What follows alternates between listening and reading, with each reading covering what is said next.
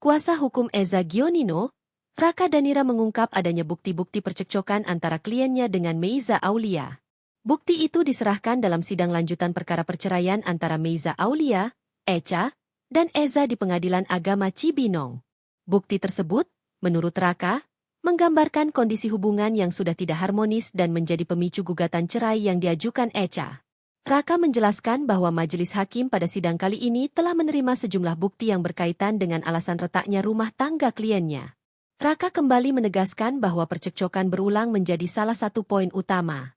Hal-hal yang berkaitan dengan adanya percekcokan itu sudah diserahkan oleh pihak Meiza Aulia lewat beberapa bukti. Pemicunya ya pasti ya, yang sudah saya sampaikan di awal. Jadi ada percekcokan, lalu juga ada hal-hal yang mungkin dipendam oleh Mbak Echa yang tidak diselesaikan, sehingga memicu itu semakin lama menumpuk, jelas Raka. Nah, baru tadi bukti-buktinya disampaikan di majelis. Terusnya, sekedar informasi, sidang cerai Eza Gionino dan Meiza Aulia sudah melewati proses mediasi dan akan segera masuk ke pokok gugatan.